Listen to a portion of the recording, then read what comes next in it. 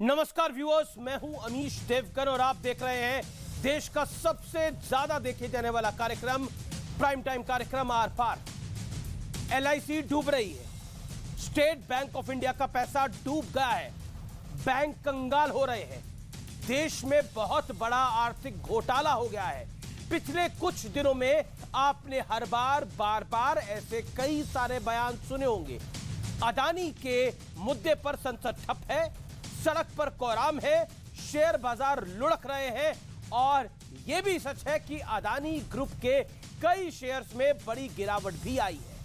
इसलिए आज आर पार में मैं अदानी के मुद्दे पर दूध का दूध और पानी का पानी करने जा रहा हूं।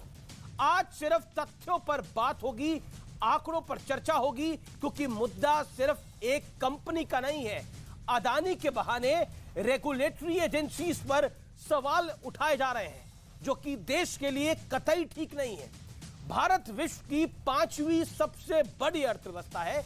दुनिया की तमाम कंपनियां यहां करोड़ों अरबों का निवेश करती है, जिससे आपको नौकरियां मिलती हैं, घर चलते हैं। लेकिन जैसा माहौल पिछले कुछ दिनों में बनाया गया है, क्या उससे विदेशी कंपनियों का भरोसा कम होगा? और आज हिडनबर्ग नाम की उस कंपनी का इतिहास और वर्तमान भी समझना बेहद आवश्यक ही है, जिसकी रिपोर्ट के बाद अदानी पर यह संग्राम देश में शुरू हो गया। और प्रश्न यह भी है कि कहीं हमारे देश का विपक्ष हिडनबर्ग के एजेंडे वाले जाल में फंस तो नहीं गया है, क्योंकि इस पूरे मामले में विपक्ष को एकजुट होकर सियासत करने का एक बड़ा मौका मिल गया है। और अपने दौर के दिग्गज क्रिकेटर रहे वीरेंद्र सहवाग, जो कि तमाम मुद्दों पर अपनी बेबाकी से राय रखते हैं, उन्होंने कहा है कि भारतीय बाजार के खिलाफ एक सुनियोजित साजिश के तहत हिट जॉब किया जा रहा है। तो आज इन तमाम मुद्दों पर होगी देश की सबसे बड़ी पड़ताल, सबसे बड़ी बहस। संसद से सेंसेक्स तक अदानी पर संग्राम। आज का आर पार इस पर, क्योंकि गौतम अदानी पर, अदानी कंपनी पर बात करने का वक्त आ गया है व्यूअर्स।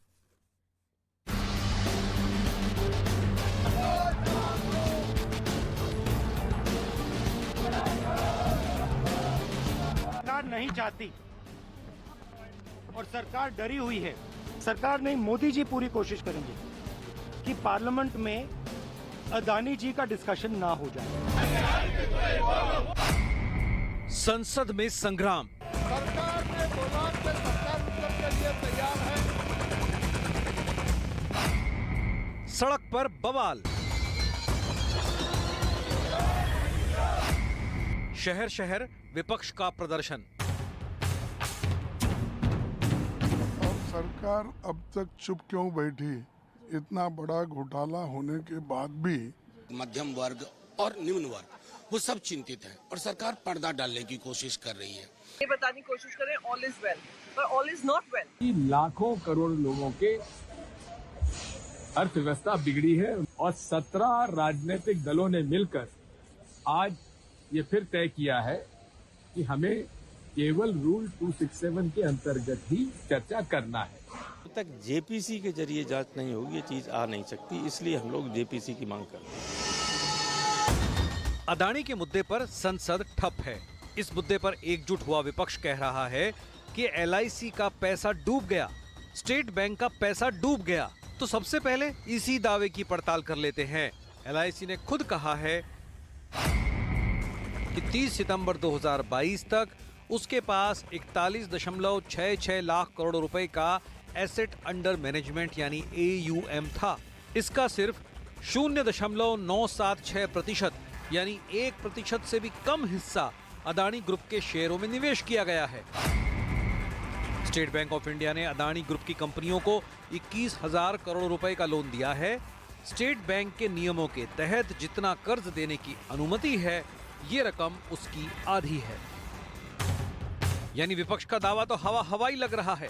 अब इस मुद्दे पर सरकार का पक्ष भी सुन लीजिए। Both SBI and LIC have issued detailed statements, and I know the chairperson, the CMD, has himself come out and explained how they are not overexposed, or whatever they said, and also said, look, we are sitting over profits for the exposure that we have. Indian banking sector today is at a comfortable level. लेकिन बड़ा सवाल है कि क्या अदानी के बहाने एकजुट होकर विपक्ष सिर्फ और सिर्फ सियासी काम में जुटा है? आज इसी पर होगी देश की सबसे बड़ी बहस।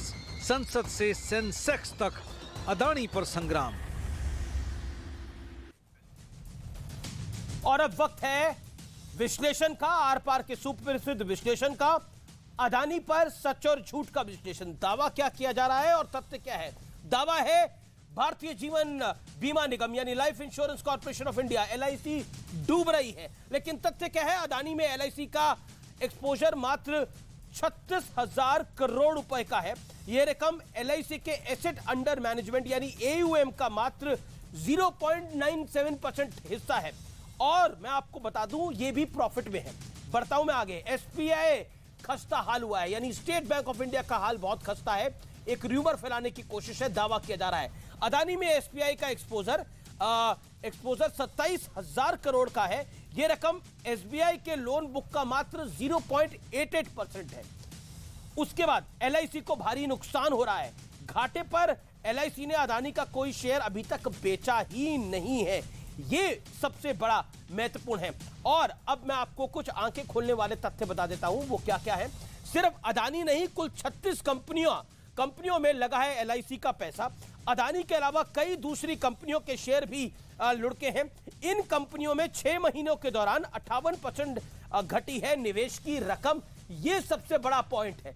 यानी आप जिसको वीरेंद्र सहवाग ने एक हिट जॉब करार दिया, उसको अगर मद्देनजर रखे तो यह भारत जो कि दुनिया की 5वीं बड़ी अर्थव्यवस्था है, उसको झटका देने की कोशिश है। लेकिन अब मैं कोट करूंगा क्योंकि हमेशा एक बड़ा सवाल लेकर आता हूं, लेकिन आज मैं बड़ा सवाल लेकर नहीं आया। आज मैं जाने माने उद्योगपति महिंद्रा एंड महिंद्रा के मालिक का एक कोट लेकर आया हूं, जो कि इस समय बहुत देखना जरूरी है। आनंद महिंद्रा कहते हैं कि भारत ग्लोबल इकोनॉमिक पावर बनने की क्षमता रखता है, इसलिए भारत के खिलाफ कभी शर्त मत लगाना। भूकंप, सूखा, मंदी, युद्ध, आतंकवादी हमलों के बाद भी भारत आगे बढ़ता गया है। समझने की यह कोशिश है कि यह क्यों कहना पड़ा आनंद महिंद्रा को, क्योंकि कहीं ना कहीं आनंद महिंद्रा को लग रहा है कि भारतीय अर्थव्यवस्था को एक नाम के पीछे टारगेट किया जा रहा है। और इसी हिट जॉब की बात वीरेंद्र सहवाग, जो कि एक क्रिकेटर है जिनका अर्थव्यवस्था से, राजनीति से कोई लेना देना नहीं है, उन्होंने भी नहीं कही। उन्होंने भी यही बात कही।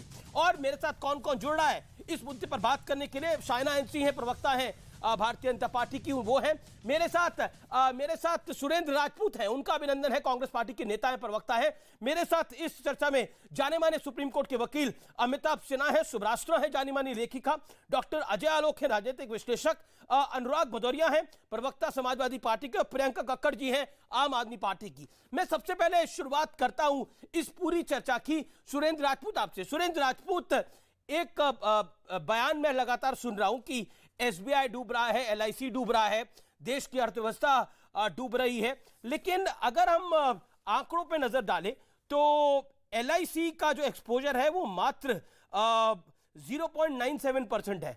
क्या आपको लगता है कि भ्रांति और सच में बहुत फर्क होता है? अमीश भाई, आप तो देश विदेश के जाने माने प्रस्तोता हैं, सभी लोगों से आपकी बात होती रहती है।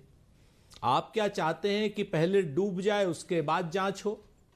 आप ये चाहते हैं कि जिस एक छोटी सी हिडनबर्ग कंपनी है उसने एक रिपोर्ट दी और अडानी के शेयरों में एकदम भूचाल आ गया, इसकी जांच नहीं हो? आप क्या ये नहीं चाहते हैं कि हिडनबर्ग अगर देश के खिलाफ कोई संघर्ष कर रहा है तो उसकी जांच हो? आप नहीं चाहते हैं कि जो वीरेंद्र सहवाग ने कहा गोरे काले ग्रे क्या नाम, ये सब लोग भारत के खिलाफ लगे हैं, चीन भारत के खिलाफ लगा है, इसकी सत्यता की जांच हो और जो लोग दोषी हो उनके खिलाफ कठोर कार्रवाई हो? आप ये नहीं चाहते हैं क्या? आप भी यही चाहते हैं, क्योंकि देश हम सबसे बड़ा है और देश के पीछे कोई अपने आप को छुपाने का भी प्रयास न करे, चाहे मैं हूं, आप हो, चाहे अडानी जी हो। हम तो एक दो बातें बड़ी साफ कह रहे हैं, आप अडानी के खिलाफ जांच मत करो, आप हिडनबर्ग के खिलाफ जांच कर लो। कौन रोक रहा है आपको? आप करो ना GPC हिडनबर्ग के खिलाफ। अगर उसने जितने भी गलत काम किए उसको हिंदुस्तान के कानून के अंतर्गत लाओ और कठोर से कठोर सजा दो पूरी जांच करने के बाद, चाहे वो जेपीसी के जरिए करो, चाहे सुप्रीम कोर्ट के जज के जरिए करो।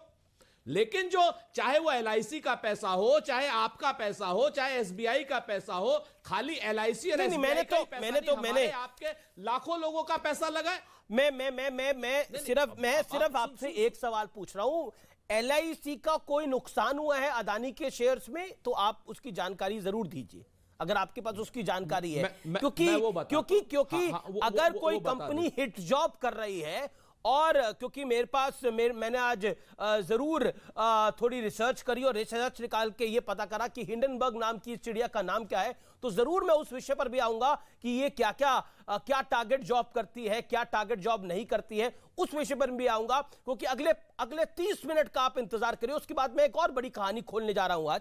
लेकिन सुरेंद्र राजपूत जी, आपने बिल्कुल लेजिटिमेट बात कही, आपने बिल्कुल, आई एग्री विद यू कि अगर कोई गलती है तो उसको पकड़ा जाना चाहिए, अगर कोई गड़बड़ है तो उसको पकड़ा जाना चाहिए। मेरा बड़ा बेसिक सवाल है आपसे, do you trust more Reserve Bank of India, do you trust more SEBI, और you trust more a foreign agency? That's my straight question sir, अगर आप इसका जवाब दे पाए तो बेहतर है, उसके बाद मैं एलआईसी की कहानी पर आता हूं। बिल्कुल, हाँ, हमें अपने देश पर, अपने देशवासियों पर, अपने देश की संस्थाओं पर पूरा भरोसा है, और हम उन्हीं संस्थाओं से, उसी देश से और उसी देश की पार्लियामेंट से मांग कर रहे हैं कि जो भी दोषी हो उसके खिलाफ कार्रवाई हो। एक चीज तो सच है ना कि एक छोटी सी रिपोर्ट ने इतना 10 लाख करोड़ से ज्यादा का देश का नुकसान कर दिया, ये तो सच है ना। इस 10 लाख करोड़ का नुकसान चाहे अडानी के ओवर वैल्यूएशन ने किया हो या हिडनबर्ग की रिपोर्ट ने किया हो, हमारी एजेंसियां उसी की जांच करें, यही तो हम सुप्रीम कोर्ट से मांग कर रहे हैं और यही हम जेपीसी की मांग कर रहे हैं। सर मेरा निवेदन है, और उनको आपने वीरेंद्र सहवाग का जिक्र किया था। देखिए, कई जगह ग्लोबल ताकतें बहुत कुछ करना चाहती हैं, अदानी के क्योंकि बहुत अदानी बाहर भी पोर्ट, उनके पोर्ट भी हैं, बाहर भी उनका विदेशों में भी काम है, ऑस्ट्रेलिया में भी उनका बड़ा कंपटीशन है। So there is a mega story to it, there is not a small story जिसको हम यहां से खत्म करके यहां पर खत्म कर दे, उस तरह की कहानी नहीं है। लेकिन शुभरास्त्रा, लेजिटिमेट बात है, भारत की राजनीति के अंदर ऐसा पहली बार नहीं हुआ है कि इस तरह के विषय आए हों, और ये कई बार आ चुके हैं, लेकिन इस बार एजेंडा बिल्कुल स्पष्ट है और वो एक पॉलिटिकल नैरेटिव बिल्ड करना है। निशाना बेशक अदानी हो फिलहाल, लेकिन actual targeted prime minister Narendra Modi. Amish ji, मैं सुरेंद्र जी की इस बात से सहमत हूं कि अपने देश की एजेंसियों को जांच करना चाहिए, खास करके सेबी को जरूर जांच करना चाहिए और पता लगाना चाहिए कि क्या जो फाइनेंशियल फ्रॉड की बात हो रही है, क्या वो फ्रॉड किया गया है, क्या वो फाइनेंशियल मिसअप्रोप्रिएशन है, इसका जवाब सेबी दे। और मुझे लगता है कि ये एक लेजिटिमेट डिमांड है। लेकिन बात जो आपने कही, जो राजनीतिक चर्चा आप कर रहे हैं आमिश जी, ये बात बिल्कुल स्पष्ट है कि खास करके राहुल गांधी की अगर मैं बात करूं तो वो लगातार अदानी पे, गौतम अदानी पे निशाना साधते रहे हैं। लेकिन बहुत बड़ी विडंबना ये है कि चुनाव प्रचार में अदानी जी का ही वो हेलीकॉप्टर भी यूज करते हैं। तो सिर्फ मैं राहुल गांधी जी का नाम इसलिए ले रही हूं क्योंकि मुखर रूप से उन्होंने इनके बारे में बात की है। मैं टीएमसी की भी बात कर सकती हूँ। टीएमसी भी लगातार हल्ला बोलती रही है गौतम अदानी के नाम पर, लेकिन कितने इन्वेस्टमेंट्स अदानी के हैं वेस्ट बंगाल में वो किसी से छुपा नहीं है। राजस्थान सरकार के साथ जो एमओयू साइन हुए हैं अदानी के, वो भी छुपा नहीं है। लब्बो लुआब ये है आमिश जी कि इस देश में अगर कोई भी इंडस्ट्रियलिस्ट है, वो चाहे गौतम अदानी हो या वो कोई छोटे व्यापारी हो, क्या इस देश में व्यापार करना जुर्म है? अगर नहीं तो फिर पॉलिटिकल पार्टीज को थोड़ा मैच्योरिटी के साथ इस इशू को बिना पॉलिटिसाइज। लेकिन मेरा काउंटर सवाल है, मेरा काउंटर सवाल है, Virender Sehwag has nothing to do with politics, he has nothing to do with stock markets, he is a cricketer. और उन्होंने एक जो ट्वीट करा, गोरों से इंडिया की तरक्की बर्दाश्त नहीं होती, भारत के बाजार पर प्रहार सोची समझी साजिश लगती है, कितनी भी कोशिश कर लो भारत मजबूत होकर उभरेगा। He says it is a hit job. Why he is saying it? That's the simple question.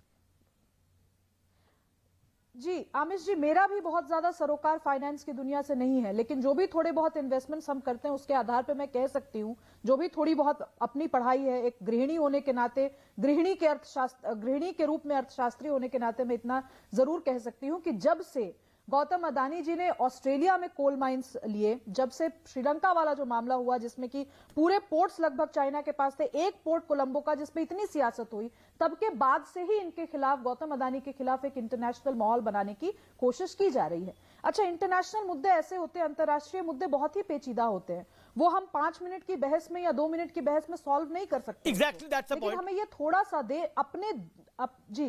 अपने देश के नागरिक, अपने देश का होने के नाते मैं ये जरूर कह सकती हूं कि अपने देश के जो इंडस्ट्रियलिस्ट हैं, अगर वो बाहर कुछ अच्छा कर रहे हैं तो एक बार हमें जरूर सोचना चाहिए कि ये जो प्रोटेस्ट हो रहे हैं वो क्यों हो रहे हैं। आखिर मैं पूछना चाहती हूं कि ऑस्ट्रेलिया में हजारों कोल कंपनियां हैं, लेकिन ग्रेटा थनबर्ग ने सिर्फ गौतम अदानी को क्यों टारगेट किया? तो कहीं ना कहीं तो इसमें एक सियासत की बू आती है ना।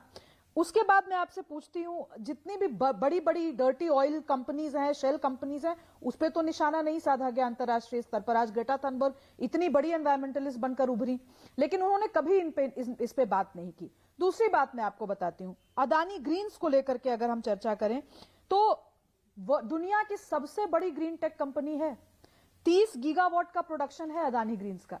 तो अब आप समझिए कि अगर कोई भारत की कंपनी इतने बड़े स्तर पर ग्रीन एनर्जी और ग्रीन टेक्नोलॉजी पे काम कर रही होगी तो क्या बाकी देशों की ये आपका एक पर्सपेक्टिव है, लेकिन मेरा जी प्रियंका कक्कड़ भी है इस विषय पर, क्या ये पचा पाएंगे? जी प्रियंका कक्कड़ एग्जैक्टली, क्योंकि आम आदमी पार्टी भी लगातार बयान दे रही है, संजय सिंह का भी बयान को हमने सुना कि देखिए बहुत गड़बड़ हुई है। Exactly I want to know कि LIC का आपके अकॉर्डिंग कितना लॉस हो गया है, क्योंकि फिगर्स जो है जो आप बोल रही हैं, ये पॉलिटिकल पार्टीज बोल रही हैं, और जो डेटा अवेलेबल है उसमें एक बहुत बड़ा फर्क है।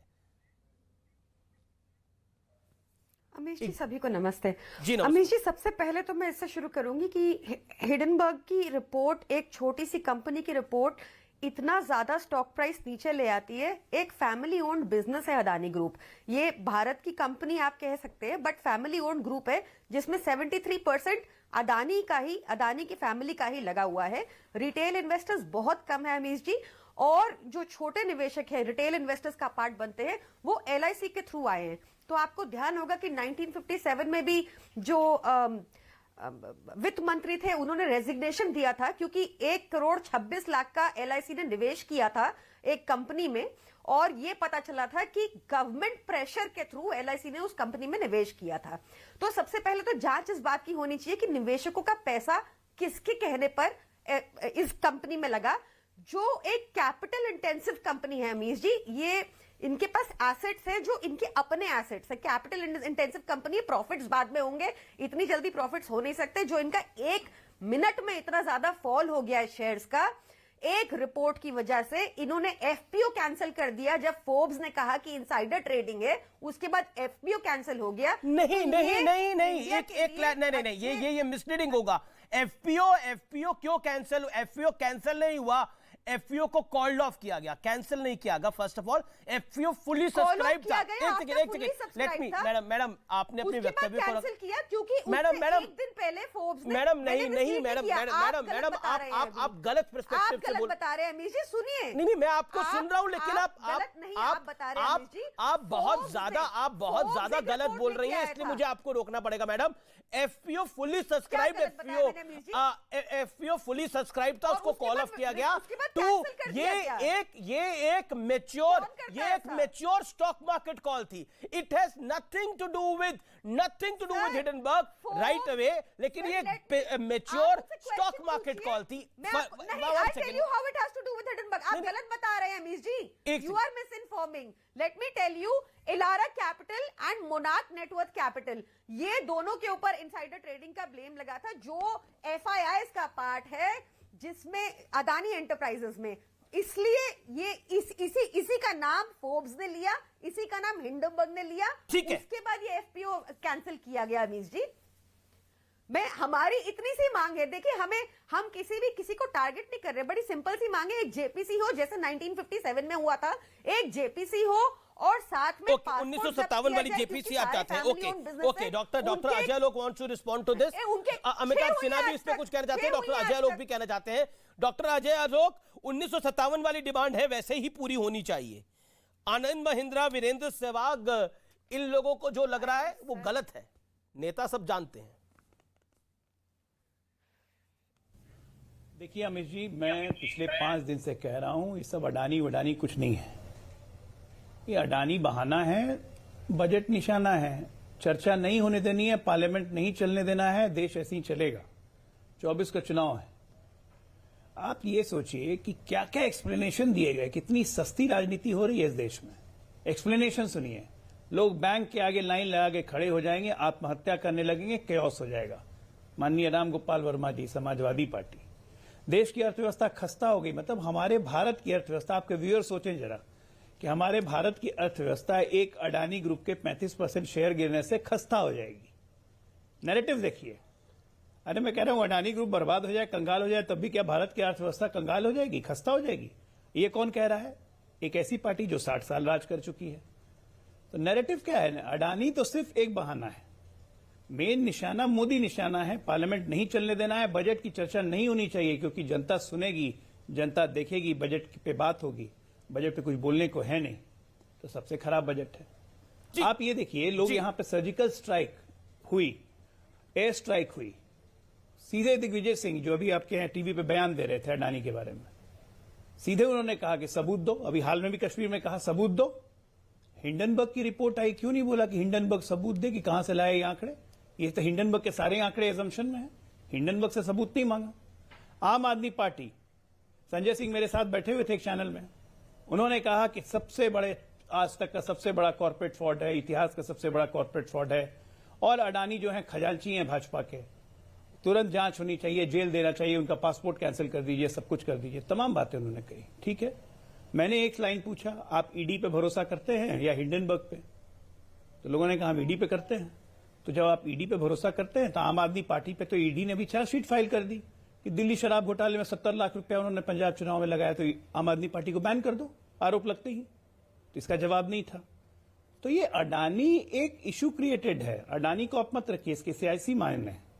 अडानी तो वापस रिकवर भी करने लगे 3 दिनों में। LIC का बयान आ गया, SBI का बयान आ गया, सेबी का बयान आ गया, उनकी 3 कंपनीज को शॉर्टलिस्ट कर दी गई, ट्रांजैक्शंस पे नजर रखने लगी सेबी। वित्त मंत्री का बयान आ गया। अब अडानी को अब साइडलाइन कीजिए। यहां बात है शुद्ध अशुद्ध सियासत की। पार्लियामेंट को नहीं चलने देना है, बजट पे चर्चा नहीं करनी है। देश ऐसे ही चलेगा। पूरा 23 का पार्लियामेंट सेशन ये लोग वॉश आउट करेंगे। ओके, मेरे साथ अनुराग भदौरिया हैं। अनुराग भदौरिया, ये सब कुछ कॉमन व्यक्ति के लिए किया जा रहा है, एक आम आदमी के लिए किया जा रहा है? देखिए, बार बार बात हो रही है पार्लियामेंट नहीं चलने देने की। वैसे शायद इनको पता नहीं है, पार्लियामेंट चलाने की जिम्मेदारी सरकार की होती है, और सरकार अपनी जिम्मेदारी से नहीं भाग सकती। विपक्ष अगर किसी चीज की मांग कर रहा है, मैं कहता हूं हिंडनबर्ग ने गलती की, मान ली हमने, उसने देश के साथ अन्याय किया, तो उसी पे चर्चा हो जाए। कौन है जो हमारे देश के साथ खेल कर रहा है, कौन है जो हमारे देश के साथ धोखा कर रहा है? तो कम से कम ये देश का मामला है। अगर कोई बाहर की एजेंसी काम कर रही है तो उसी पे चर्चा हो जाए। मैं तो आपसे सिंपल सवाल पूछ रहा हूं। मैं अनुराग जी, मेरा प्रश्न बहुत सिंपल है। मैं पूछ रहा हूं, ये सब कुछ, ये जो हंगामा हो रहा है, ये आप कॉमन व्यक्ति के लिए कर रहे हैं ना, एक आम आदमी के लिए कर रहे हैं ना?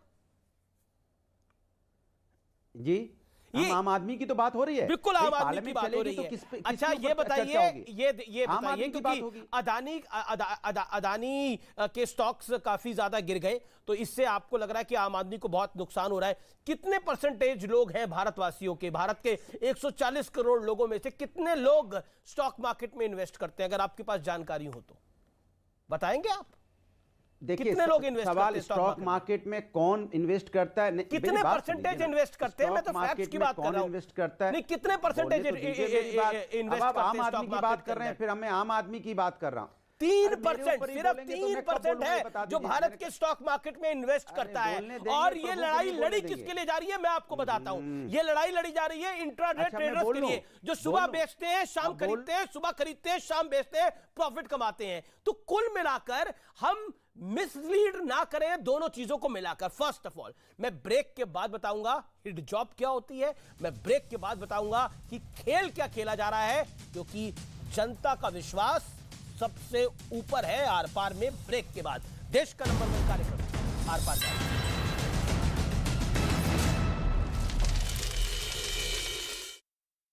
भूकंप से 300 से ज्यादा लोगों की मौत हो गई, 700 से ज्यादा लोग घायल बताए जा रहे हैं। सीरिया में भी भूकंप आने की वजह से कई इमारतें तबाह हो गई हैं, जिनके मलबे लगातार नजर आ रहे हैं और लोग यहां पर फंसे हुए नजर आ रहे हैं। इस दौरान लोगों को मलबे से निकालने का काम लगातार जारी है। तुर्की में भूकंप से तबाही पर प्रधानमंत्री नरेंद्र मोदी ने दुख जताया है। उन्होंने कहा कि देश के 140 करोड़ लोगों की संवेदनाएं पीड़ितों के साथ है। भारत भूकंप पीड़ितों की मदद के लिए तैयार है। हिमाचल प्रदेश के लाहौल स्पीति में आया बर्फीला तूफान, बीआरओ के 2 मजदूरों की मौत, तीसरे मजदूर की तलाश जारी। उत्तराखंड के कर्णप्रयाग में जमीन खिसकने से लोगों की बढ़ी मुश्किलें, 38 मकानों में आई दरारें, प्रभावित परिवारों को सुरक्षित जगह शिफ्ट किया गया। जम्मू कश्मीर के रामबन में जमीन खिसकने से कई मकानों में आई दरारें, 4 परिवारों को सुरक्षित जगह पहुंचाया गया। राष्ट्रीय राजमार्ग को चौड़ा करने के लिए यहां पर खुदाई हो रही थी। मध्य प्रदेश के सिडनी में क्रिकेट टूर्नामेंट के दौरान बवाल देखने को मिला। आखिरी गेंद पर हुआ विवाद, करीब 15 मिनट तक हुई मारपीट। आयोजकों के समझाने पर शांत हुआ विवाद। जम्मू कश्मीर के राजौरी में एक परिवार पर हमला, जमीन विवाद की वजह से की गई मारपीट, पीड़ितों की प्रशासन से कार्रवाई की मांग, सोशल मीडिया पर वीडियो वायरल। उत्तर प्रदेश के गाजियाबाद में बदमाशों ने कई दुकानों में जमकर तोड़फोड़ की है। खड़े वाहनों के भी शीशे तोड़े गए। पुलिस ने मामला दर्ज कर जांच शुरू कर दी। कर्नाटक के कुलबर्गी में चाकू लेकर एक आदमी ने किया हंगामा, मौके पर पहुंची पुलिस ने 2 राउंड फायरिंग की, आरोपी को गिरफ्तार किया गया।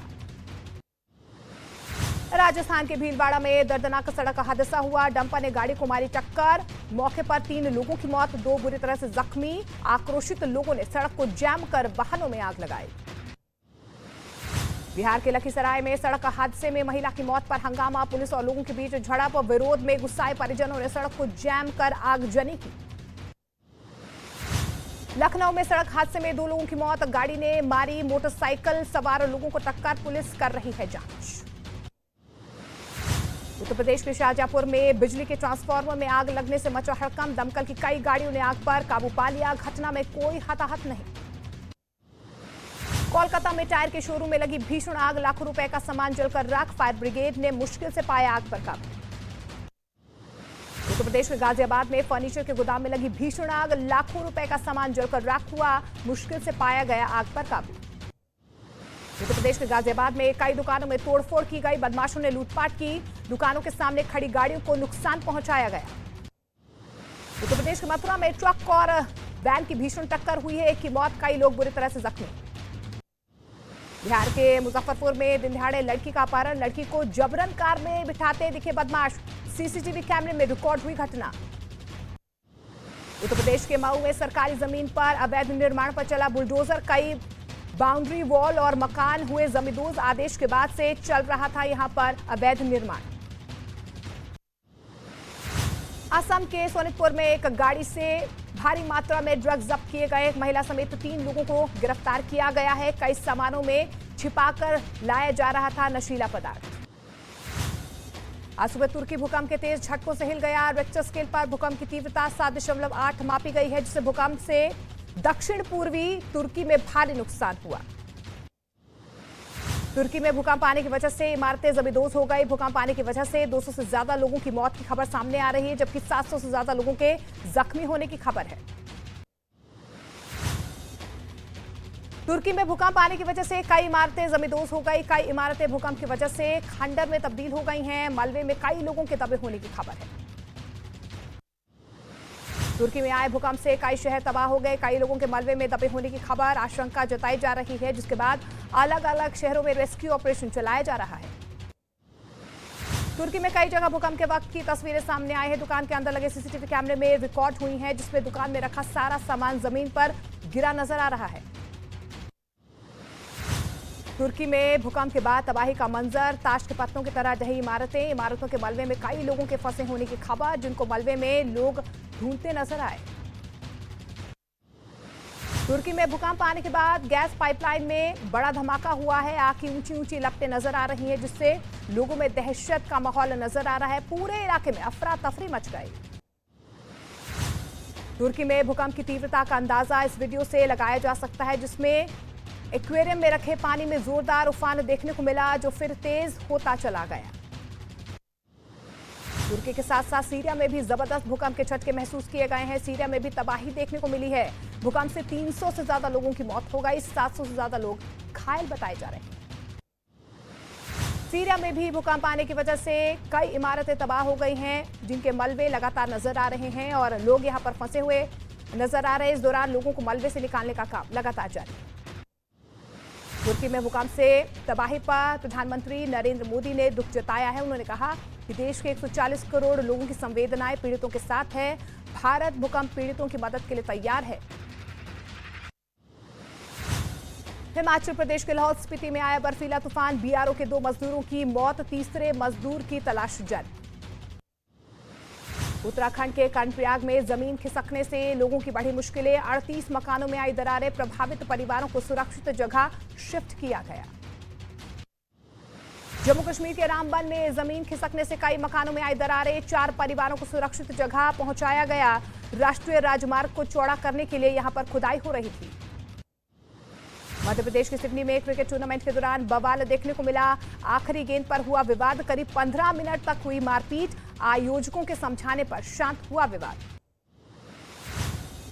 जम्मू कश्मीर के राजौरी में एक परिवार पर हमला, जमीन विवाद की वजह से की गई मारपीट, पीड़ितों की प्रशासन से कार्रवाई की मांग, सोशल मीडिया पर वीडियो वायरल। उत्तर प्रदेश के गाजियाबाद में बदमाशों ने कई दुकानों में जमकर तोड़फोड़ की है। खड़े वाहनों के भी शीशे तोड़े गए। पुलिस ने मामला दर्ज कर जांच शुरू कर दी। कर्नाटक के कुलबर्ग में चाकू लेकर एक आदमी ने किया हंगामा, मौके पर पहुंची पुलिस ने 2 राउंड फायरिंग की, आरोपी को गिरफ्तार किया गया।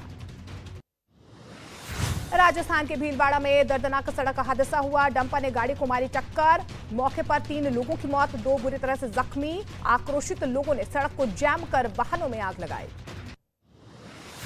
बिहार के लखीसराय में सड़क हादसे में महिला की मौत पर हंगामा, पुलिस और लोगों के बीच झड़प और विरोध में गुस्साए परिजनों ने सड़क को जैम कर आगजनी की। लखनऊ में सड़क हादसे में 2 लोगों की मौत, गाड़ी ने मारी मोटरसाइकिल सवार लोगों को टक्कर, पुलिस कर रही है जांच। उत्तर प्रदेश के शाहजहांपुर में बिजली के ट्रांसफार्मर में आग लगने से मचा हड़कंप, दमकल की कई गाड़ियों ने आग पर काबू पा लिया। घटना में कोई हताहत नहीं।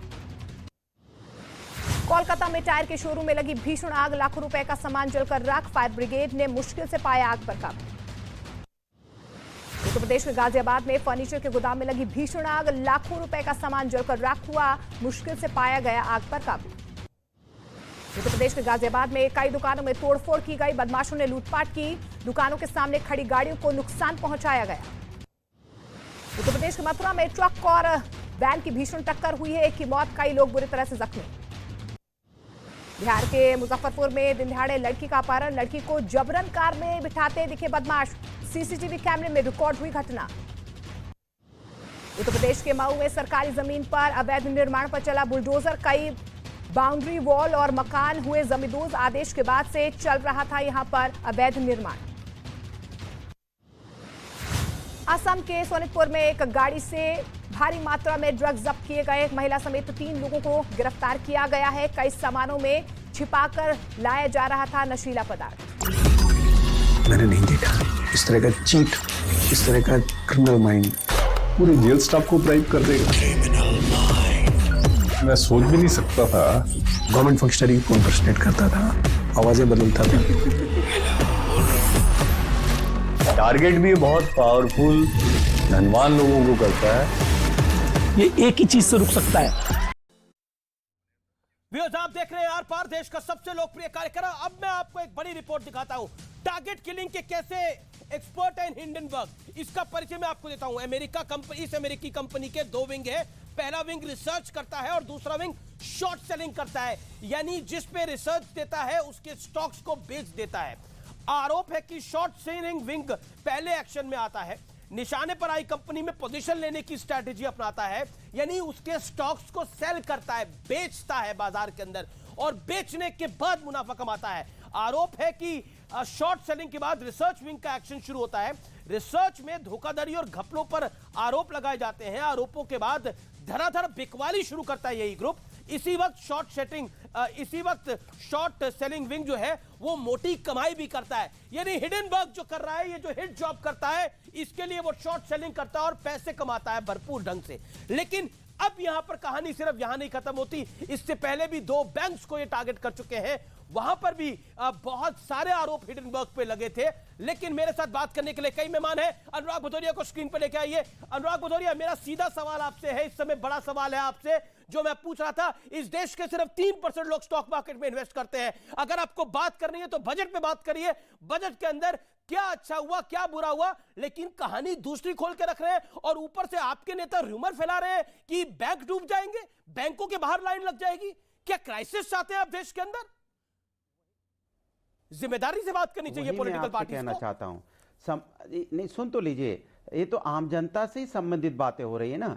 अगर पार्लियामेंट के अंदर में आपको लगता है कि देश के अंदर कोई बाहर की ताकत काम कर रही है, हिडनबर्ग ऐसी रिपोर्ट दे देता है और हम उस पर अगर ये बात कर लें कि चलो पार्लियामेंट के अंदर में इस पे जेपीसी इसी के ऊपर बैठा लें, चर्चा हो जाए, कौन है जो हमारे देश के साथ खेल कर रहा है, कम से कम उस पर बहस हो जाए। पार्लियामेंट होती किस लिए है? विपक्ष अपनी मांग रखता है, उसे किसी बात पे संशय होता है तो ये सरकार की जिम्मेदारी होती है कि जनता का संशय दूर करना। भाई पार्लियामेंटेरियन जितने भी गए सब जनता द्वारा चुन के गए हैं। वो यहाँ पे सब, आप 3% की बात करो, मैं तो 100% लोगों की बात कर रहा हूं देश के, कि भाई जो लोगों ने चुना है अपना पार्लियामेंट के अंदर, जो एमपी चुन के भेजते हैं, क्यों चुन के भेजती है जनता? इसलिए चुन के भेजती है कि वो जनता की आवाज उठाएंगे, जनता की समस्या का समाधान करेंगे। देश में अगर किसी तरह की कोई बात उठ रही है तो उसमें पार्लियामेंट के पटल पे चर्चा होगी, चर्चा होकर पता चल जाएगा। डॉक्टर अजय लोग चर्चा से सरकार भाग क्यों रही है, सवाल ये है। डॉक्टर अजय लोग, अमीश, आप तो इतने साल से पार्लियामेंट कवर कर रहे हैं, राजनीति कवर कर रहे हैं। आप जानते हैं कि राष्ट्रपति के अभिभाषण के चर्चा पर ऐसा कोई विषय नहीं है जिस पर सवाल नहीं किया जा सकता है, वो सवाल नहीं उठाया जा सकता है। तो ये अडानी का चर्चा भी कर सकते थे राष्ट्रपति के अभिभाषण पर चर्चा करके, इनको चर्चा ही नहीं करनी है। क्या ये सही नहीं है कि राष्ट्रपति के अभिभाषण पर जब इनके पार्टी को समय मिलता 30 मिनट, तो उसमें ये अडानी का मुद्दा उठा लेते, सरकार तो बाउंड हो जाती जवाब देने के लिए। ये इन्होंने नहीं किया। क्या ये सही नहीं है कि एक जिम्मेदार विपक्ष होने के नाते इनको सरकार पर दबाव बनाना चाहिए था कि भाई देश के निवेशकों का पैसा एलआईसी और एसबीआई में डूब रहा है, सरकार एसबीआई एलआईसी को इंस्ट्रक्ट करे, फाइनेंस मिनिस्ट्री इंस्ट्रक्ट करे कि अडानी के शेयर्स में, अडानी के हिस्से में अपनी पूरी हिस्सेदारी डाइल्यूट कर ले, सरकार पैसा वापस ले ले। क्या ये इनकी जिम्मेदारी नहीं थी एक जिम्मेदार विपक्ष होने के नाते? ठीक है, लेकिन ये कब करेंगे? जब चर्चा होगी तब ना। राष्ट्रपति के अभिभाषण पे एक पहली एसटी महिला हमारी राष्ट्रपति बनी है, उसको ये तिरस्कृत कर रहे हैं इसे, क्योंकि इनकी सामंती सोच है। इन्होंने रामनाथ कोविंद जी को भी तिरस्कृत किया था और अब एसटी महिला को भी तिरस्कृत कर रहे हैं। ये उनके अभिभाषण पे चर्चा नहीं करना चाहते हैं क्योंकि इनकी सामंती चोट पे। अनुराग को जवाब देना चाहिए। अनुराग 20 सेकंड का जवाब दें। सुरेंद्र राजपूत एंड अमिताभ सिन्हा। ये तो सरकार की जिम्मेदारी होती है, सरकार आके बोले विपक्ष से कि भाई आप राष्ट्रपति अभिभाषण पे, हम लोग उनके भाषण पे चर्चा कर लेंगे आज कल में, परसों हिडनबर्ग पे चर्चा हो जाएगी। अरे आप बार बार हमारे देश के एक इंडस्ट्रीज का नाम ले रहे हैं, मैं तो उनका नाम भी नहीं ले रहा हूं, मैं तो कह रहा हूं हिडनबर्ग पे चर्चा हो जाए, उसकी रिपोर्ट पे चर्चा हो जाए, क्या वो सही कह रहा है क्या गलत कह रहा है, इस पे चर्चा हो जाए। तो इस पे चर्चा होने में क्या दिक्कत है? और वो बता दें कि भाई कब चर्चा करेंगे, बता दें वहां इसमें पार्लियामेंट के पटल पे आके बता दें सरकार कि भाई अभी राष्ट्रपति अभिभाषण पे चर्चा कर लेते हैं, उसके बाद उस पर चर्चा कर लेंगे। 1032 रिसर्च एजेंसियां हैं इस दुनिया के अंदर, उससे भी कई ज्यादा, मैं कहता हूं 10,032 होंगी। और 10,032 अगर साल के 300 दिन हर कंपनी पे भारत की ऐसी रिसर्च लेके आती रहेगी, तो भारत की संसद के अंदर उन पे बात होगी, उन पूंजीपतियों पे बात होगी जिन पूंजीपतियों का विरोध करते हैं, लेकिन गरीब आदमी की बात नहीं होगी और बजट की बात नहीं होगी, उनके समस्याओं की बात नहीं होगी, उनके जो लोकसभा के सांसद होते हैं, आपकी पार्टी के भी लोकसभा सांसद है, उनकी बात नहीं होगी, उन पूंजीपतियों की बात होगी और उनकी रिपोर्ट्स की बात होगी। कमाल की बात कर रहे हैं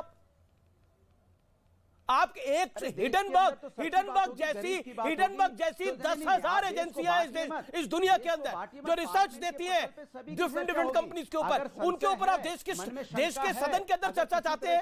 अमिताभ सिन्हा, मन में शंका है तो चर्चा हो जाए। अरे शंका तो हर चीज पर है, ये राष्ट्र का मामला है, किसी व्यक्ति विशेष का मामला नहीं है, मेरा मामला भी नहीं है अमित जी, आपका मामला भी नहीं है। अमिताभ सिन्हा लगातार वेट कर रहे हैं। Shaina NC, I will come to you. आपका वीडियो क्लियर नहीं आ रहा, but I will come to you. Okay Amitabh Sinha जी,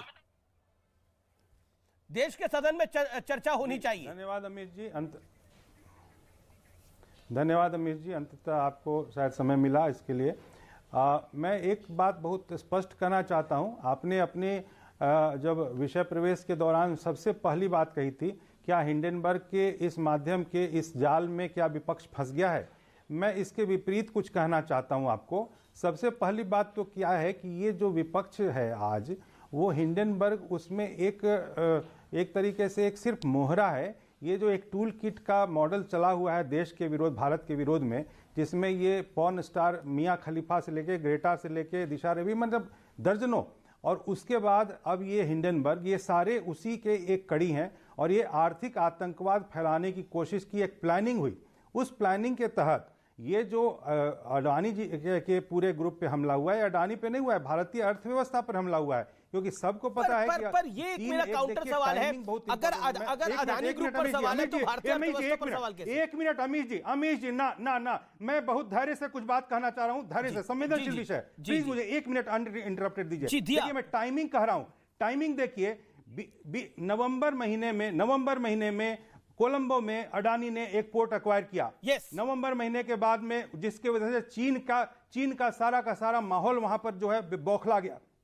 उसके बाद उसने एनडीटीवी, मैं नाम नहीं लेना चाह रहा था, लेकिन एक कम्युनिस्ट पार्टी के द्वारा डोमिनेटेड एक जो नेटवर्क है उसको खरीदा इसने। और उसके बाद फिर उसने हाइफा नाम के इजराइल के एक पोर्ट को खरीदा, जिसकी वजह से उसको इजराइल में एक बहुत स्ट्रेटजिक लोकेशन मिली अडानी को। और ये एक तरीके का इस्लामिस्ट कम्युनिस्ट जो नेक्सस है उसका अटैक हुआ। उसको ज्वाइंट अपोजिशन ने उस प्लान करके इसको लाया है ताकि बजट पे चर्चा ना हो, बजट पे जो मध्यम वर्ग की बात हुई उस पर चर्चा ना हो। और साथ में जो एक इन्वेस्टर है 3% ही सही, लेकिन 3% इन्वेस्टर्स का कितना लाखों रुपया डूबा है, इसके लिए जिम्मेवार वे लोग हैं जो पैनिक बटन दबा के मार्केट को गिरा रहे हैं। अंतिम बात कहना चाहता हूं, अंतिम बात देखिए, मैं अमेरिका में इसी कंपनी ने, एक मिनट, अमेरिका में एक कंपनी बहुत रेलिवेंट, अमेरिका में एक कंपनी है वेल टावर्स। उस वेल टावर्स का भी एक जो प्रमुख मुखिया है, जो वो एक भारतीय है, उसका नाम शंख मित्रा है। इस कंपनी ने उसके खिलाफ भी षड्यंत्र किया और इसी तरह की फर्जी रिपोर्ट की, और उसमें अमेरिका के जो इन्वेस्टर थे उन्होंने बहुत ही ज्यादा मैच्योर रुख किया। 3 दिन उसमें शेयर्स गिरे, उसके बाद आज उससे 5 गुना शेयर्स आज अमेरिका में उसके हैं। मैं ये कहना चाहता हूं, भारत में ये विपक्ष जो है मीर जाफर और जयतंतों की राजनीति कर रहा है और विदेशी बड़ा आरोप है आपका मिलकर देश की अर्थव्यवस्था और देश को मैं एक डिटेल पॉइंट पढ़ रहा था, मैं एक पॉइंट ऐड कर दूं, जो एसबीआई ने भी अदानी ग्रुप को लोन दे रखा है, उसके बदले एसेट्स दे रखा है। कोर नॉर्मल होता है, अगर कोई मिडिल क्लास आदमी भी लोन लेता है तो अगर वो घर के एवज में लोन लेता है तो उसकी एसेट गिरवी होती है, तो यानी एसेट के बदले लोन है। अगर एसबीआई का लोन वापस नहीं चुकाया जाएगा तो वो एसेट बेच के एसबीआई लोन को मुहैया करा सकता है। Exact point is this. इसलिए ये जो तर्क दिया जा रहा है कुछ नेताओं द्वारा, वो इंपॉर्टेंट है।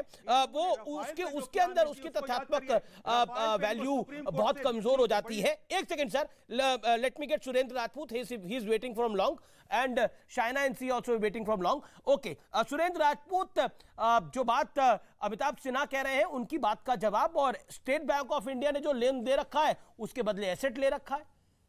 नॉर्मल आप भी लोन लेंगे, मैं भी लोन लूंगा, तो हमें अपनी एसेट्स देनी पड़ती हैं। देखिए, मीर जाफर और जयचंद तो वो लोग हैं और अमिताभ सिन्हा जी जैसे लोग हैं जो आज़ादी के आंदोलन से लेकर अब तक देश का विरोध करते हैं। अगर हम आम जनता की बात उठाते हैं तो हमको मीर जाफर और जयचंद कहा जाता है, और वो लोग अडानी के पीछे, अडानी को अपनी जेब में छुपा के रखते हैं तो उनको देशभक्त कहा जाता है। अजीब किस्म का वितंडावाद चल रहा है, अजीब किस्म की बात चल रही है। अरे बीच में मत बोलो अमिताभ, मैं तुम्हारे बीच में नहीं बोला, बदतमीजी नहीं, सुरेंद्र, बदतमीजी नहीं, मेरा निवेदन, बदतमीजी नहीं, बदतमीजी नहीं, तुम नहीं किया, मैंने आप किया, बदतमीजी नहीं करो। मैंने कहा ना बदतमीजी नहीं। मीर जाफर यदि तुम्हारे चोर की दाढ़ी में तिनका है, बेवकूफी की बात कर रहे हो, देश के गद्दार हो तुम लोगों ने। और ये अभी आपके शो का हुआ है, मैं जब बीच में नहीं बोला, मुझे मीर जाफर और जयचंद का इन आरामखोरों ने, और उसके बाद आप इनको चुप नहीं कर पा रहे। सुप्रीम कोर्ट में माफी मांगनी पड़ी, और तुम लोग की बात करते हो, चोर हो, चोर की दाढ़ी में तिनका है। मैंने मीर जाफर और जयचंद की बात की। अमिताभ सिन्हा अपनी टर्न पे बोलिए आप। तमाचा मारा है और माफी मांगनी पड़ी है सुप्रीम कोर्ट में। चाहते हैं, पहले मेरी पूरी बात को करने दो। तुम आप तुम लोगों ने, कांग्रेस ने, लुटेरे, चोर, गद्दार, जयचंद, मीर जाफर, तुम सब लोग किया, और जो जाके थूक के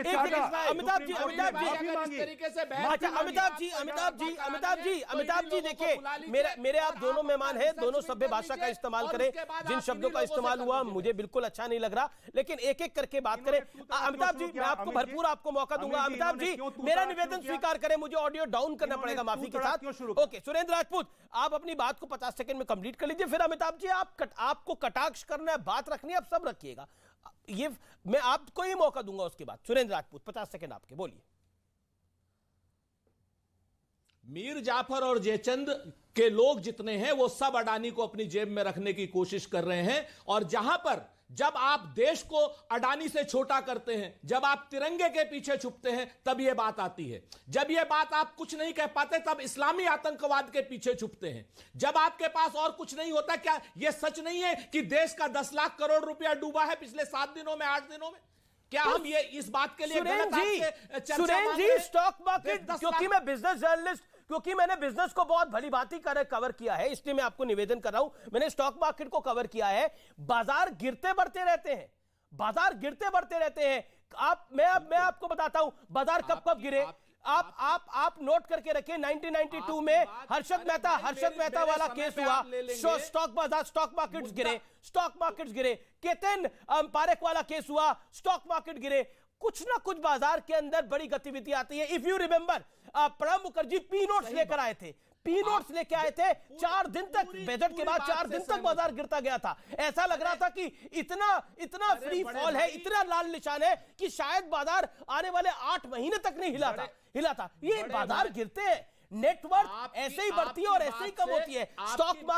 स्टॉक मार्केट को सट्टा कहते हैं, स्टॉक मार्केट में ट्रेडिंग को सट्टा कहते हैं। और आप भली बात ही जानते हैं, आप उत्तर प्रदेश से आते हैं, सट्टे में जितनी कमाई होती है उतनी गवाही भी होती है। मतलब हम ये कह रहे हैं स्टॉक मार्केट का कोई पहली बार गिर रहा है भारत के अंदर स्टॉक मार्केट क्या? बस भारत के अंदर इतने बड़े बड़े कांड हुए, मतलब मैंने 4 कांडों का नाम बता दिया अभी, तो क्या करिएगा? होता है। I still remember Yashwant Sinha एक बजट लेके आ रहे थे, there was a confusion in the budget, 3 days market में फ्री फॉल था। अटल जी की सरकार गई थी 2004 के अंदर, 15 दिन मार्केट नहीं उठा था। अटल बिहारी वाजपेयी की 2004 में सरकार गई थी, पूरी उम्मीद थी कि सरकार वापस आई थी, स्टॉक मार्केट शॉक में चले गए, 10 से 15 दिन तक स्टॉक मार्केट गिरता गया। इसका मतलब था कि मनमोहन सिंह की सरकार आती कोई खराब फैसला करने वाली थी? नहीं, इट इज अ सेंटिमेंट को खराब किया जाता है, बाजारों के सेंटिमेंट को खराब किया जाता है। आपकी क्रेडिबिलिटी कम करनी हो तो क्या क्रेडिबिलिटी, आपकी क्रेडिबिलिटी या फिर मेरी क्रेडिबिलिटी या किसी तीसरे आदमी की क्रेडिबिलिटी कम करनी हो तो क्या बोला जाएगा? ये भाग जाएगा, ये इसके पास पैसे है नहीं, इसके पास एसेट्स है नहीं, और क्रेडिबिलिटी आपकी कम हो जाएगी। आपको लोन नहीं मिलेगा, आप पे कोई विश्वास नहीं करेगा, बगल का दुकानदार विश्वास नहीं करेगा। ये बहुत सिंपल सी हिट जॉब है। इसलिए सुरेंद्र राजपूत, मैंने इसको विस्तार से समझाया, क्योंकि स्टॉक मार्केट का गिरना नया नहीं है। आप अपने 40 सेकंड को अपनी बात को रखिए please sir. Amitabh ji wait करिए। आपने बिल्कुल सही कहा। हाँ, इतनी बड़ी आपने बातें समझाई, उसके लिए धन्यवाद। और मैं, आप बिजनेस जर्नलिस्ट रहे तो मैं आपको याद दिला दूं, केतन पारेख हो या हर्षद मेहता हो, सबकी जांच हुई थी। अगर उनकी जांच हुई तो इसकी भी जांच हो, हिडनबर्ग की भी जांच हो, इस इस्लामिक आतंकवाद की भी जांच हो, इसके पीछे जितनी शक्तियां उनकी भी जांच हो, और इस अमिताभ सिन्हा जैसे लोगों की भी जांच हो जो बगैर तथ्य के और बगैर प्रमाण के आरोप कांग्रेस के ऊपर या विरोधी पार्टियों के ऊपर लगा रहे हैं। इस चीज की भी जांच हो कि क्या नाम, जब सदन नहीं चल रहा है तो इसका मतलब क्या बजट पास नहीं होगा? इस चीज की भी जांच हो कि जब हम कुछ आरोप लगाते हैं तो अब दलित राष्ट्रपति, पहले उसके पीछे छुप जाते थे अजय आलोक जैसे लोग, आज आदिवासी राष्ट्रपति के पीछे छुप रहे हैं। जब हम चंदा चोरी की बात करते हैं तो धर्म के पीछे छुप जाते हैं। जब हम चीन की बात करते हैं तो ये सेना के पीछे छुप जाते हैं। आप किसी के पीछे क्यों छुप रहे हो? प्रमाण से सामना करिए, हिडनबर्ग को हिंदुस्तान लाइए। ओके, शुभराष्ट्र कंपनियां हैं, एक ही कंपनी ने एक आदमी को आरोपित किया है, उसके लगातार शेयर गिरे हैं। आप इस चीज को हल्के में नहीं ले सकते। सर मतलब मेरा आपसे निवेदन है, फांसी दीजिए। हम तो कह रहे हैं हिडनबर्ग के लिए जेपीसी। जी मतलब ओके, आप अपनी बात को रखिए। देखिए मैंने तो सत्यम के स्कैम को भी देखा है, सत्यम का जो स्कैम हुआ उसको भी मैंने बहुत अच्छे से कवर किया है। That was a scam. यहां पर कोई स्कैम नहीं है, लेकिन उसको स्कैम बताने की जो कोशिश हो रही है, दैट इज अ वरीसम। किसी का पैसा गया नहीं है, अभी तक किसी का पैसा गया नहीं है, लेकिन अंदेशा है कि पैसा जा सकता है। उस अंदेशे की वजह से हम सब कुछ अपना रोक दें। क्या यह करना जायज है?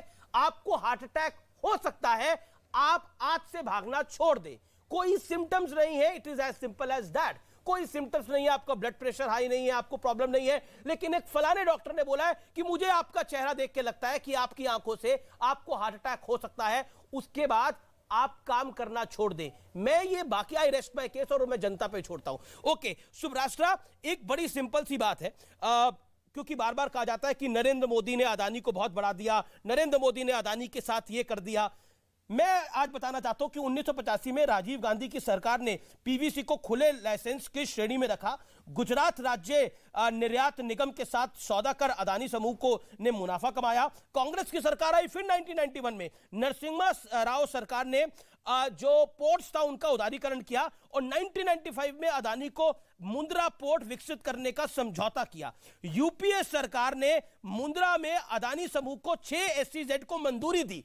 तो क्या इस देश के अंदर अगर विकास करना, अगर ग्रोथ करना, किसी कॉर्पोरेट का साथ देना है, तो फिर इसकी आरोपी तो कांग्रेस पार्टी हो जाती है। फिर ऐसे में मुझे नहीं लगता कुछ गलत किया स्वर्गीय राजीव जी ने या नरसिम्हा राव के लिए। उस समय नीड ऑफ द अर्थ होगा ये। जी बिल्कुल बिल्कुल अमित जी, आप जो बात कह रहे हैं वो तथ्यात्मक रूप से सही है और यही बात मैं आगे बढ़ा रही हूँ कि इस देश में इंडस्ट्रियलिस्ट या व्यापारी, किसी भी लेवल के व्यापारी हों, उनके व्यापार पर उंगली उठा देना कि वो तरक्की कर रहे हैं तो कुछ ना कुछ गलत किया होगा, इस तरीके का भ्रम फैलाना, मुझे लगता है ये देश की अर्थव्यवस्था के साथ सबसे बड़ी गद्दारी है। और ये मुझे लगता है विपक्ष की बौद्धिक विपन्नता है कि वो बाहर के किसी एजेंसी के रिसर्च को पर जेपीसी की मांग कर रहे हैं। मैं ये नहीं कह रही कि हिंडनबर्ग की रिसर्च को मैं धता नहीं बता रही, मैं ये भी नहीं कह रही कि मैं अडानी समूह का डिफेंस करने के लिए भी नहीं बैठी हूं। मैं बार बार ये कह रही हूं कि हमारे यहाँ जो जांच एजेंसियां हैं वो बिल्कुल सशक्त होकर के इस पूरे मामले की जांच करें। लेकिन जो ये एक शब्द है अंग्रेजी का फियर मॉन्गरिंग, जो जबरदस्ती का डर फैलाया जा रहा है समाज में, देशवासियों के मन में, उससे जरूर बचना चाहिए विपक्ष को, क्योंकि ये विशुद्ध राजनीति नहीं है। इससे हमारे देश की अर्थव्यवस्था अफेक्ट होती है। और अंतिम चीज मैं कहना चाहती हूँ जो बहुत ही सिंपल लॉजिकल चीज है, कहा तो यही विपक्ष कहता था, चाहे वो समाजवादी पार्टी हो या समाजवादी पार्टी की विचारधारा वाले बहुत सारे और पॉलिटिकल पार्टीज हो या कांग्रेस पार्टी हो, कि इस देश में सबसे इंपॉर्टेंट कॉर्पोरेट क्यों हो गया है। तो अगर इस देश में कॉर्पोरेट सबसे इंपॉर्टेंट हो गया है और आज अदानी समूह के ऊपर उंगलियां उठी हैं, तो आप इग्नोर कीजिए ना। जी। आप इग्नोर कर दीजिए। अगर आपके लिए देश के बाकी लोग ज्यादा इंपॉर्टेंट है तो उन पर चर्चा कीजिए। Priyanka Kakkar also wants to respond. Anurag ji first you. Anurag Bhadouria, देखिए 40 सेकंड। अनुराग भदौरिया, देखिए सुभराष्ट्र जी ने एक बात बहुत अच्छी बोली। भाई हमारे देश के अंदर में एजेंसियां हैं, अगर हिंडनबर्ग किसी तरह की बात कर रहा है तो उस पर इंक्वायरी कर सकती है, बिल्कुल कर सकती है। मैं तो आपके साथ हूं, होना भी चाहिए, क्योंकि हमारे देश के साथ तो कोई खेल नहीं कर सकता। एक बात। दूसरी बात, जैसा कि सभी जानते हैं, एक मिनट में पार्लियामेंट पर जांच होनी चाहिए। मेरे देश में मेरा पैसा नहीं, एक सेकंड टैक्स मैं भी भरती हूं। मैं अपने टैक्स पेयर का एक पैसा नहीं चाहूंगी कि हिंडनबर्ग हो या फोर्ड फाउंडेशन हो या कोई भी बाहर की लेफ्ट लीनिंग एजेंसी हो, उस एजेंसी पे जेपीसी बिठाई जाए। नहीं, मैं सपोर्ट नहीं करती इसका, मैं नहीं करती। आपने उनको मिसकोट किया, उन्होंने करेक्ट बात कर लूं।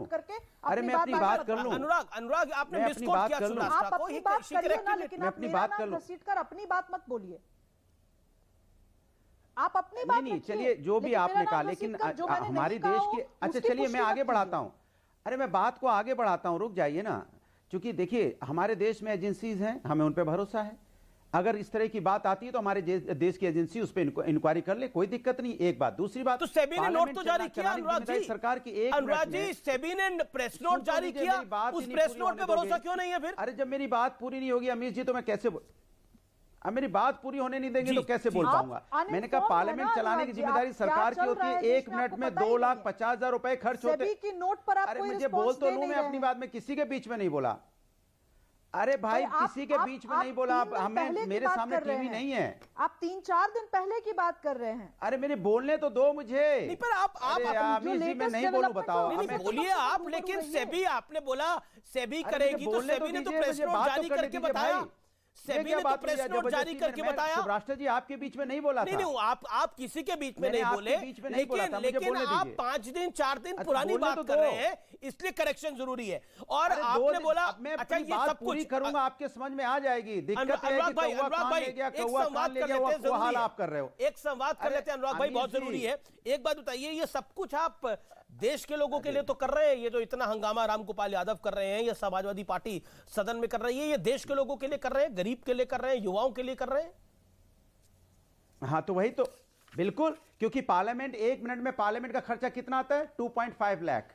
1 मिनट में पार्लियामेंट चलती है तो खर्च आता है। और पार्लियामेंट का समय कौन बर्बाद कर रहा है? ये पैसा किसका है? टैक्स पेयर का नहीं है, देश की जनता का नहीं है। और सरकार की जिम्मेदारी नहीं है पार्लियामेंट सुचारू रूप से चले। पार्लियामेंट को नहीं चलने दे रही है सरकार। सरकार की जिम्मेदारी नहीं होती कि आके बैठे विपक्ष के साथ बैठे मिल बैठ के अपने ऑन टेबल बात करेगी, भाई आपको क्या चाहिए, जो चाहिए मैं करने को तैयार हूं। क्या विपक्ष का अधिकार नहीं है पार्लियामेंट के ऊपर? बिल्कुल सारे अधिकार हैं। आपने अधिकारों की बात करी, अब आपने बिल्कुल स्लो क्लैप्स फॉर यू। मैं चाहता हूं कि सब लोग अपने टेलीविजन स्क्रीन पर जो देख रहे हैं, अनुराग गुदरिया के लिए ताली बजाएं। बहुत लेजिटिमेट बात करी कि भारत की अगर संसद नहीं चलती तो जनता का पैसा बर्बाद होता है, और ये मिडिल क्लास के लिए, युवाओं के लिए, किसान के लिए, गरीब के लिए, आदिवासी समाज के लिए, सबके लिए बात कर रहे हैं।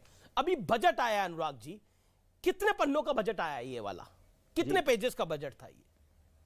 बजट पढ़ा होगा आपने, काफी चर्चाओं में आपने। मैं कहता हूं अब फिर वही सवाल नहीं, वही सवाल नहीं, मैं सवाल बड़ा पेजेस जायज का समय, था, पन्ने 20 कितने थे इस पेजेस का बजट था के कि अंदर? 30 नहीं, बात ये हो नहीं है, सकता है आप बात भूल है गए कि हो, बजट आपने में पढ़ा हो, आपने मैं आपको जनता बता के लिए देता क्या हूं, किया? क्योंकि बजट गरीब में की बात आपने है, युवाओं के लिए क्योंकि क्या गुर्बे किया? की बात है, बजट में आपने क्योंकि महिलाओं युवा के की लिए बात क्या है। किया? नहीं ना, बजट एक में आपने सुन तो लीजिए, किसानों के लिए क्या किया? किसानों सुन लीजिए, मेरी पूरी बात होने जाए। किसानों के लिए आपने क्या प्रोविजन किया? क्या किसान की इनकम दोगुनी होगी? क्या किसान के जो इक्विपमेंट आपने उस पर कोई रिबेट दिया? इस पे चर्चा नहीं होगी? बिल्कुल, मैं बताता हूं,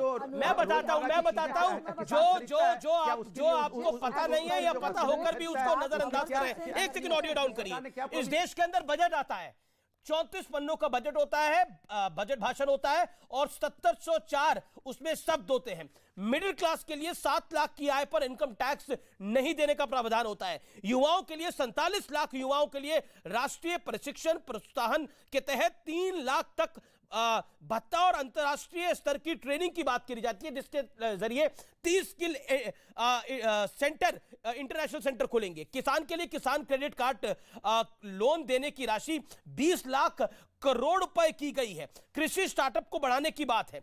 इसके अलावा मुफ्त अनाज के लिए 2 लाख करोड़ का बजट दिया गया है। आप सोच के देखिए कितना कुछ किया गया है बजट के अंदर, लेकिन इस बजट पे चर्चा करनी नहीं है लोगों को, लेकिन गरीब का बहाना करके किसी और विषय पर चर्चा करनी है, एक विदेशी रिपोर्ट पे चर्चा करनी है। तो निश्चित तौर पे प्रियंका जी, एक सवाल खड़ा होगा, जब हम देश के मिडिल क्लास और युवाओं की बात करते हैं तो बजट से बड़ा प्राइवेसी क्या होता है? बजट में अगर सरकार ने नहीं भी किया, आप सरकार को एक्सपोज करिए बजट के अंदर चर्चा के दौरान, लेकिन आप बात कर रहे हैं स्पेसिफिक। क्यों Priyanka ji? Then Amitabh Sinha and Ajay Alok on this.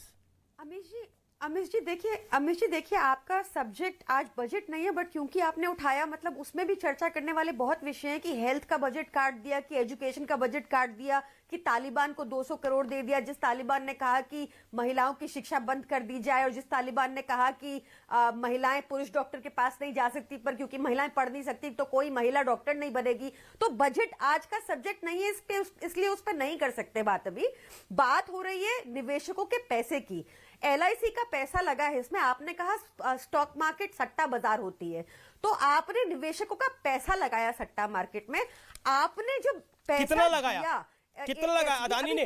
कितना LIC ने कितना पैसा लगाया अदानी के शेयरों में? बताइए कितना परसेंट है?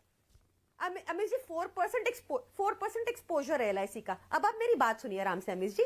आप मेरे से क्वेश्चन करके कुछ नहीं होगा। क्वेश्चन गवर्नमेंट जिसके अंडर ये हुआ, जिसके under let me Amish ji please respectfully let me complete what I am making the submission, नहीं तो फ्लो मेरा भी फ्लो टूट जाता है। प्लीज।